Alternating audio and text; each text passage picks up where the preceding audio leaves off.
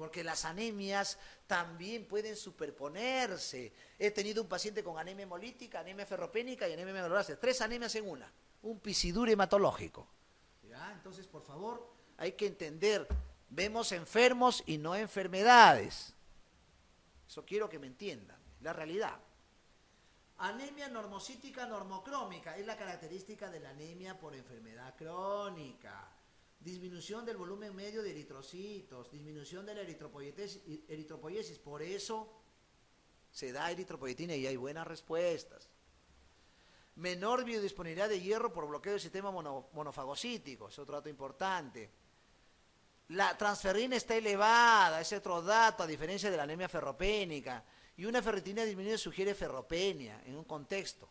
Una transferrina no aumentada o normal y una ferritina sérica incrementada sugiere anemia de enfermedad crónica en su contexto. Es la diferenciación clave en un examen. ¿Eh? Ferritina en primer lugar y transferrina en segundo lugar. Anemia por enfermedad crónica. ¿Qué enfermedades dan con más frecuencia anemia por enfermedad crónica? Esto me llevó a responder un caso clínico de un paciente.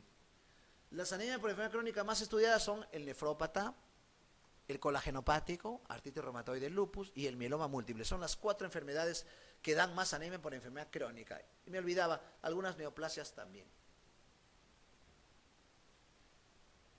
Un diabético mal controlado, como son casi la mayoría de los diabéticos. El diabético lo que le cuesta más es controlar su dieta y hacer actividad física.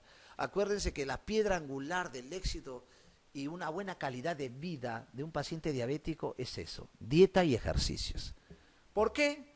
Porque la dieta regula los aportes de carbohidratos, proteínas y lípidos y el ejercicio disminuye la resistencia a la insulina. Yo tengo pacientes que van muy bien controlados, años sin retinopatía, sin nefropatía, sin vasculopatía, con euglicemias, solamente con dieta y ejercicio. Pero tener esa convicción amerita mucho esfuerzo y un equilibrio del punto de vista espiritual en el paciente. Si no, vamos a seguir viendo diabéticos renales crónicos, vamos a seguir viendo diabéticos cardiópatas, vamos a seguir viendo diabéticos con vasculopatía o macroangiopatía. Y ese es el día a día de los diabéticos que vemos en la emergencia. La clásica, no, hoy día como mi torta y mañana ya no como. Y al día siguiente lo dice lo mismo, hoy día como mis papas fritas y mañana no como. Y así sigue haciendo y ya pasan años. Y esa es la historia clásica del paciente diabético. Entonces, cuando vean un caso de un diabético mal controlado, ese es el clásico diabético mundial. Presenta una anemia moderada, diabético, nefropatía, anemia por enfermedad crónica o anemia por algún componente de pérdidas. Cursa con microcítica y normocrómica, o sea, tiene de ferropénica, miren, acá les digo, acá hay un ejemplo, miren, tiene de microcítica y tiene de enfermedad crónica, o sea, tiene de ambas. Los reticulocitos están discretamente disminuidos. Es una anemia regenerativa, central, ¿no? En su contexto. La sideremia y la transferrinemia están descendidas. La ferritina está elevada. Esta historia predomina, teniendo una enfermedad crónica, teniendo un frotis que dice normocrómica, teniendo la ferritina elevada, esta es una anemia por enfermedad crónica, pues, ¿no? Doctor, ¿y por qué no fue ferropénica crónica? Para decir ferropénica tiene que haber ferretinemia. No tiene ferretinemia, tiene ferritina elevada. Doctor, ¿por qué no es una ferropénica? Porque tiene ferritina elevada. Les respondo lo mismo. Doctor, sideroblástica. Esta es la anemia de Plummer-Vinson. ¿Qué es el Plummer-Vinson? Aquel paciente que tiene disfagia, le examinas, le haces un examen otorrinolaringológico y ves una membrana blanquecina cricofaringia. Ese es el Plummer-Vinson. Disfagia, membrana blanquecina y coiloniquia. Es la anemia sideroblástica o sideropénica. Cuando esa membrana se extiende más abajo en el esófago, es Patterson-Kelly. Pregunta de examen. Patterson-Kelly es parecida al Plummer-Vinson, pero la membrana está mucho más abajo. Entonces, eso es sideroblástica. La sideroblástica también está relacionada a las mielodisplasias. Y las mielodisplasias cursan con citopenias. Asociada a enfermedad crónica porque tiene una enfermedad crónica. Doctor, ¿una hemolítica crónica? No, pues la hemolítica crónica cursa con reticulocitos elevados. Sí, están elevados, pero gran elevados. Esto está disminuido. Otro, hay ictericia a predominio indirecto, hay aptoglobina baja, hay lactato isomerasa alta, transaminasas elevadas. O sea, no tienen nada de anemia hemolítica crónica. Si uno conociera cada una de las nosologías, las preguntas se responderían así algunas veces. A veces sin saber muy bien la pregunta, respondiendo, descartando una aseveración de otra, podemos llegar al diagnóstico.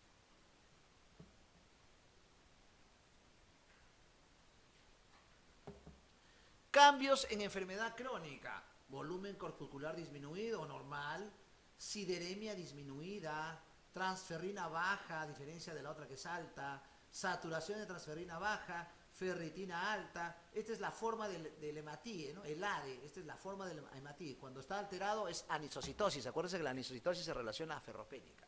Y hematíes bajos. No se olviden estos patrones. Las preguntas hematológicas son muy frecuentes. Vamos a la pregunta 11. Paciente que presenta anemia de 10, no se olviden ese dato, las anemias por enfermedades crónicas son leves, 8, 9, 10, no bajan mucho. Hierro sérico en valores disminuidos.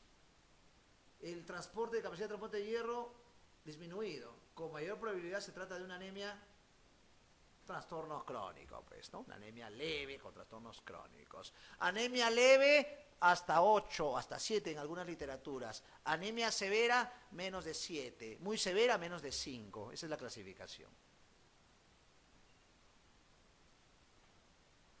Acá está la diferenciación, es un cuadro tomado de Fareras y Rossman, en la cual grado de anemia, miren, este es el dato que les dije, ligeramente, difícilmente van a encontrar moderada. Es ligera, es una anemia leve, siempre. La deficiencia de hierro, sí, puede dar anemias severas. Hemos tenido en una guardia pasada de hemoglobina en 2 en un paciente. No sé, estaba caminando y tenía hemoglobina en 2. Tenía un hematí dando vuelta con el oxígeno, ¿no? Una exohemoglobina severa, pero en pacientes vemos enfermos y no enfermedades.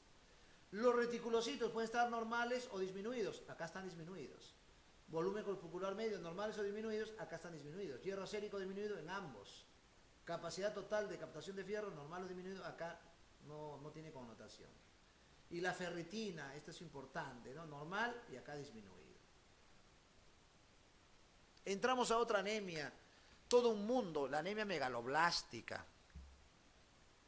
Mucho cuidado con las damas que quieren mantener una dieta idónea y no olvidándose de ese componente del aporte, ¿no?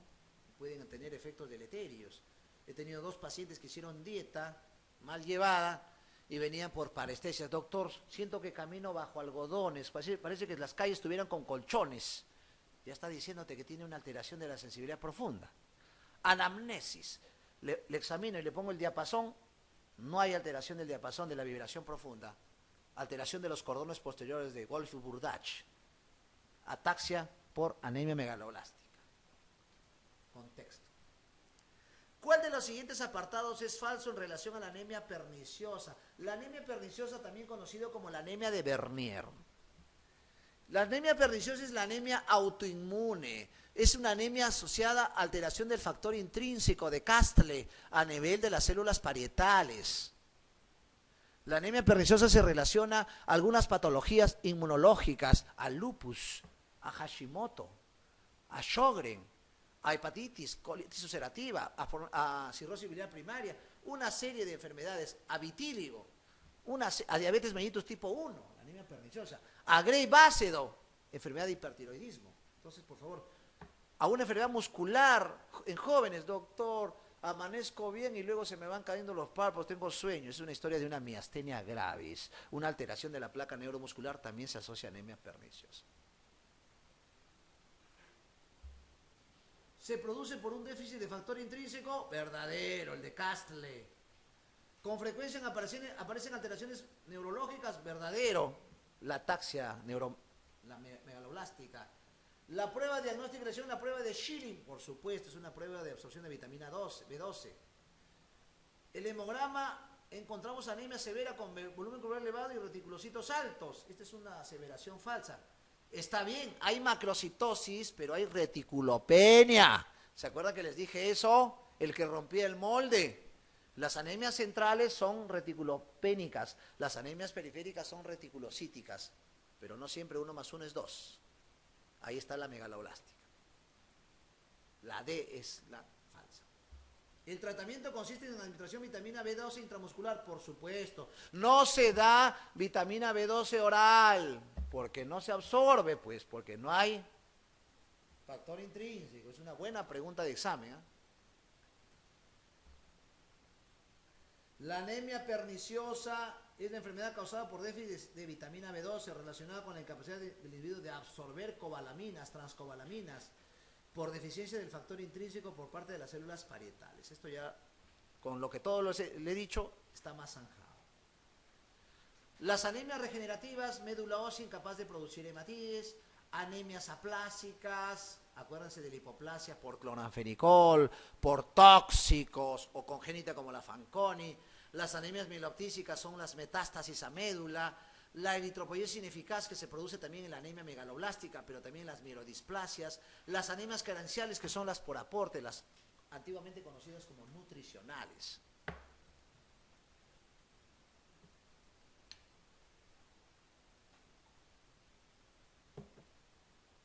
La carencia de vitamina B12 se caracteriza por todo lo indicado. Es frecuente y puede ocurrir hasta en el 10 al 15% de la población de edad avanzada. ¿No les dije? En los pacientes geriátricos, mucho más que no han conservado sus piezas dentarias, el paciente geriátrico generalmente no come cárnicos. Dieta licuada porque no puede masticar. Y en el tiempo el paciente comienza a tener alteraciones. Esto me hace recordar a una paciente que tuve.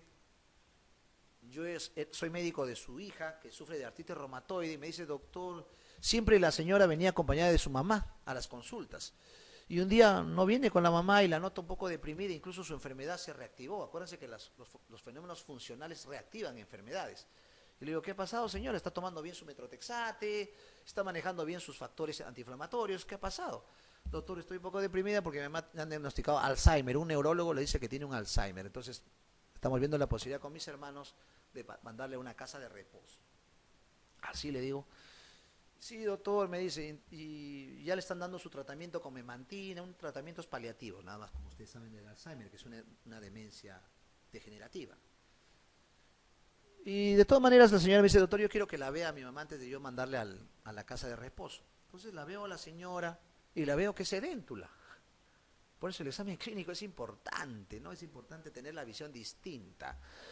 Le examino y le encuentro alteración de la sensibilidad. Lo que tenía era una demencia megaloblástica. La señora tenía una demencia megaloblástica. El neurólogo, la anemia lo había atribuido como una anemia por ancianos. Anemia por enfermedad crónica de ancianos, que es muy frecuente. Y le hago dosaje de vitamina B2 y folatos, tenía por los suelos. Le doy un tratamiento y tenía mejor memoria que el doctor Avilés después de la guardia. La señora se recuperó. Es lo que le llaman en medicina las demencias reversibles. Demencias reversibles, la megaloblástica. Demencia reversible, el HPN, la hidrocefalia normointensiva. Es una demencia reversible. Demencia reversible, hematoma subdural crónico. Son las tres patologías que actúan como demencia, pero se curan. Porque si tengo una visión amplia, voy a hacer un buen diagnóstico. Entonces, importante, esta es una aseveración verdadera. Produce un trastorno metabólico caracterizado por aumento del ácido metilmalónico y homocisteína plasmática. Estas son pruebas que se piden. Metilmalónico, homocisteína, como un screening completo para estudiar anemias megaloblásticas perniciosas. Su primera manifestación clínica puede ser neuropsiquiátrica. Eso es importante. Acuérdense de la demencia de la abuelita, mi paciente. Para su diagnóstico es necesaria la existencia de alteración de sangre periférica. En medicina nada es a rajatabla, doctores. Si quieren encontrar todo en un paciente, si quieren encontrar los 11 criterios del lupus, aunque ya no son 11, son 18, según los criterios de Slick, del último Euler, que fue en Berlín. Ya no son 11 criterios, son 18 actualmente. Actualícense, y eso va a ser importante para ustedes.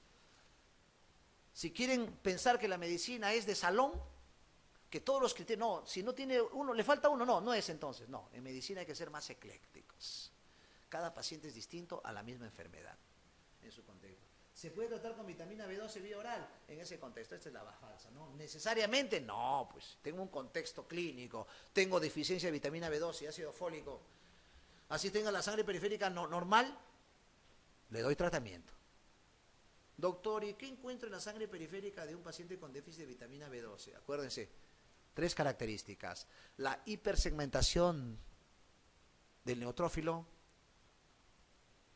la macrocitosis en su contexto y los macrovalocitos. Son las tres características de frotis de sangre periférica.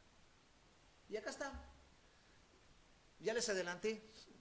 Macrocitos, acuérdense de las H's, hepatopatía, hipotiroidismo, hipovitaminosis como vitamina B12, hiperreticulocitosis y alcohol. Ovalocitos o macrovilocitos. Esta es una presentación muy frecuente, muy frecuente. Fui asesor de una tesis de un alumno de Cayetano.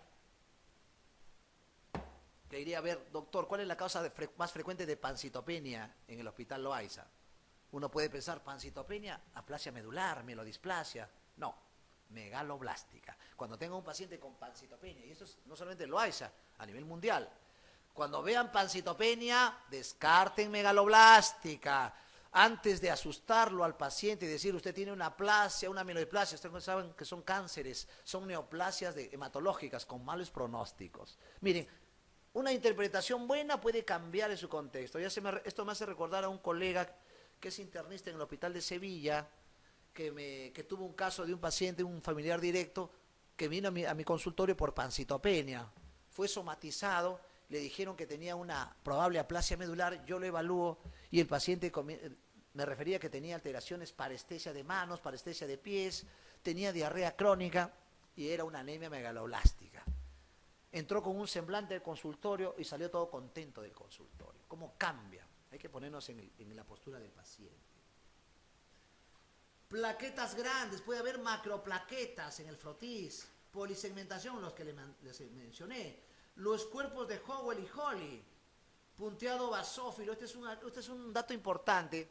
Tuve un paciente con punteados basófilos y venía por dolor abdominal y no tenía pancitopenia, la intoxicación y venía de la oroya. Miren, qué bonita es la medicina cuando uno comienza a atar cabos desde el comienzo.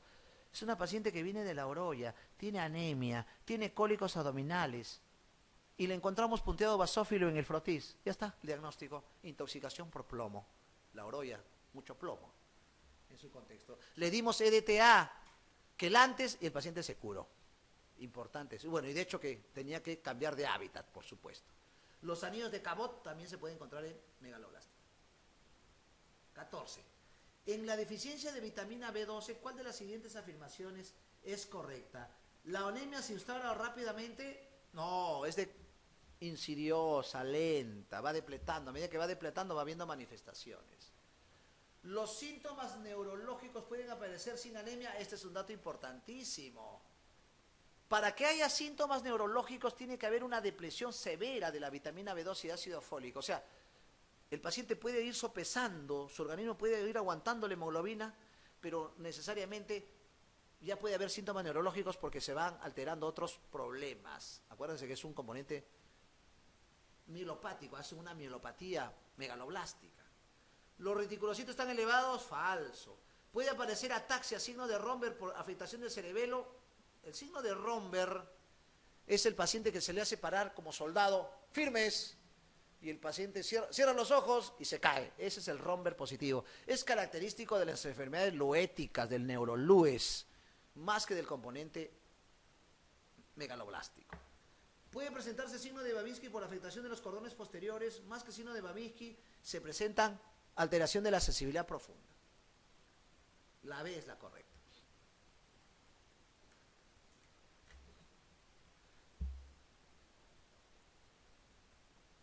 Como ven, las alteraciones neurológicas son diversas, como todo en medicina.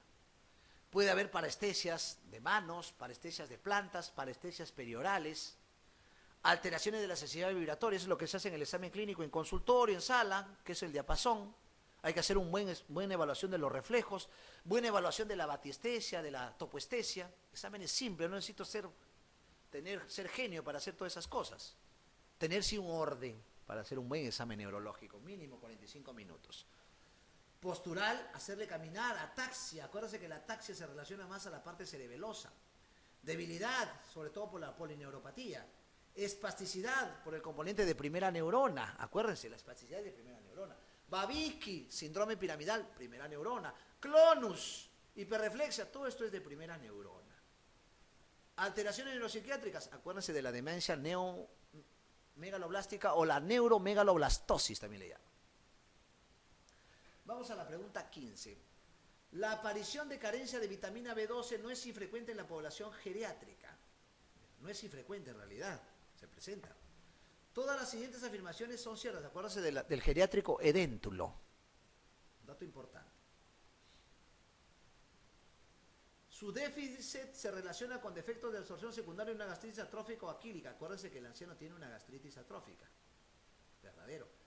Puede presentarse solo con alteraciones neuropsiquiátricas. Acuérdense de la demencia megaloblástica. Puede tener incluso poca anemia, pero más manifestación neuropsiquiátrica. Puede no existir alteraciones hematológicas evidentes. No siempre va a haber macrobalocitos, no siempre va a haber polisegmentación. Y ya puede haber un componente en la alteración geriátrica. Siempre existen niveles de cobalaminas séricas disminuidas. Ese es, ¿no? Generalmente no siempre existen cobalaminas disminuidas, pueden estar normales. Los niveles de ácido metilmalónico y plasmático están elevados. Esto sí es importante, el acetilmalónico está elevado. Y entramos a un capítulo que es la anemia en ancianos. Es otro capítulo en medicina hematológica. Acuérdense que la pediatría no es la medicina interna en pequeños, ¿eh? Y la geriatría no es la medicina interna en ancianos, no. La pediatría es otra medicina, la medicina interna es la medicina de adultos y la geriatría es una medicina de ancianos y longevos, ¿no? Entonces hay que entender bien. Acuérdense que hay cambios fisiológicos en la senectud. Actualmente al paciente, en este término ya no le gusta que le llamen anciano, no le gusta que le llamen longevo, no le gusta que le llamen geriátricos, hieren un poco su susceptibilidad. Actualmente el término que usan los geriatras o gerontólogos es adulto frágil, ¿no? Adulto frágil o adulto mayor también me llaman. En ancianos puede darse una suma de factores, con cierto grado de malabsorción, por disminución de la acidez gástrica, menor aporte de proteínas animales, acuérdense por ser edéntulos, no quieren masticar, presencia y no les gusta usar prótesis porque les produce dolor, presencia de gastritis atrófica o toma de fármacos, es importante, la polifarmacia. Esa polifarmacia interacciona, inhibe la absorción de los elementos importantes para la formación de hemoglobina. Los cambios anatómicos y funcionales propios del envejecimiento hacen que sean más susceptibles a estados de malnutrición y deficiencia específica de nutrientes. Las dificultades en relación al diagnóstico se plantean primero porque solamente cerca del 60% de los pacientes con deficiencia de vitamina B12 son anémicos. Miren, no son el total, ¿eh? En segundo lugar, aunque la anemia debido a la deficiencia de vitamina B12 es generalmente macrocítica, pero no siempre, puede encontrar incluso normocítica por enfermedad crónica. Puede ser normocítica o microcítica, o sea, puede presentarse las tres variables. Solo un buen análisis o interpretación del paciente me va a llegar al diagnóstico.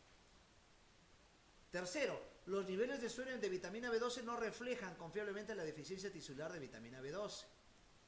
Hasta un 30% de los pacientes con niveles normales de vitamina B12 en suero tienen anemia, miren, y enfermedad neurológica.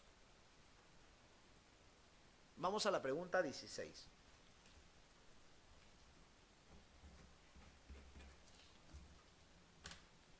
Una mujer de 64 años, siempre cuando ustedes revisen un caso clínico como pregunta, vean el sexo y la edad, qué tipo de grupo etario y sexo estamos enfrentando. Acuérdense que hay enfermedades con cierta proclividad por el sexo y la edad.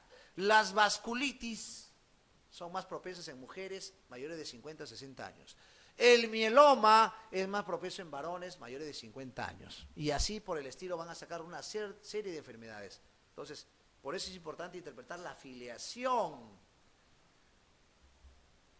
Con una gastrectomía, le hicieron una gastrectomía, ya hay una alteración del fierro.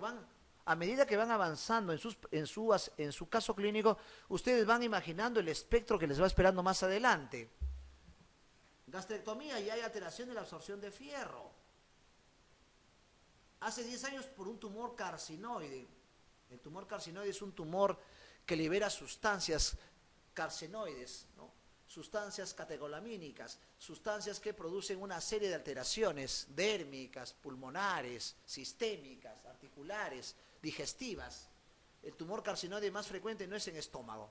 Si le preguntan dónde se ubica con más frecuencia el tumor carcinoide, el apéndice. Hace un año vino una paciente que tenía rubor. Doctor, cada vez que me emociono me rubicundo. El psiquiatra le dijo que era ansiedad. Y luego la paciente comenzó a subirle la presión. Luego la paciente comenzó a tener algunas veces despeños diarreicos. Y luego viene a la emergencia por un dolor en fosa ilíaca derecha intenso con rebote positivo, McBurney positivo, apéndice. Le operan apendicitis. Estudio anatomopatológico, tumor carcinoide en el apéndice. Y se explicaba por qué tiene hipertensión, por qué tiene diarrea, por qué tiene rubor, características del carcinoide. Consulta por astenia y objetiva palidez. Acuérdense que la astenia es un síntoma cardinal de anemia, sobre todo de una anemia severa, moderada, severa. No le den una trivial importancia a la astenia. Me acuerdo que tuve una paciente con astenia severa, una doctora, y tenía Addison. Astenia, solamente tenía astenia. Doctor, me fatigo hasta hablar, ¿no? Algunos se fatigan hasta estar parados. Esa es una astenia, un síndrome de fatiga crónica. Fibromialgia también es una causa de astenia. Oncopatías también son causa de astenia. Astenia en colagenopatías también se presenta. Y se objetiviza palidez. Siempre la palidez es una característica de que estamos enfrentando una anemia. Antes de seguir avanzando, uno puede decir, es una mujer de 64 años con gastrectomía por un tumor carcinoide, ella está haciendo una anemia ferropénica y una anemia por enfermedad crónica, pues doctor. Hasta ahí estamos objetivizando eso. Los parámetros que tiene la paciente, tiene hematíes disminuidos, una hemoglobina 9.6, una anemia leve, hematocrito bajo, tiene volumen muscular borderline normal alto, plaquetas bajas, miren, trombocitopenia, leucocitos bajos, leucopenia. Doctor, tiene anemia, trombocitopenia y leucopenia. Tiene pancitopenia. Si es una anemia de mujer de 64 años con gastrectomía, esta es una pancitopenia por anemia megaloblástica. Se acabó. Hasta ahí tengo ese dato. Luego sigo avanzando, no me emociono. Ferritina por debajo de lo normal. Tiene megaloblástica con ferritinemia. O sea, tiene anemia ferropénica más anemia megaloblástica. Acuérdense de esas anemias duales o triples. Se realiza endoscopia digestiva alta, que es normal. Bueno, aquí la pregunta es una perogrullada, ¿no? ¿Cómo le voy a hacer endoscopia alta a un paciente que ya no tiene estómago, ¿no? Por eso, se dan cuenta, algunos datos están de más. Es para confundir. Algunas veces se lee la primera parte y ya se está haciendo el diagnóstico. El diagnóstico más probable es anemia megaloblástica con déficit por déficit de vitamina B12. Sí, pero también tiene otro factor. Anemia megaloblástica por déficit de ácidos fólicos, puede ser, pero tiene otro factor. O sea, es incompleta la aseveración. Déficit combinado de hierro y vitamina B12, esta es la que tiene mayor consistencia. Déficit de hierro, ¿el hierro produce pancitopenia? No. Salvo que sea una anemia sideropénica o anemia refractaria, una mielodisplasia, ¿no? Es excepcional. Anemia por metástasis de médula ósea, ¿cómo se llama esto? Mieloptisis. La mieloptisis no cursa generalmente con pancitopenia, cursa con visitopenias algunas veces.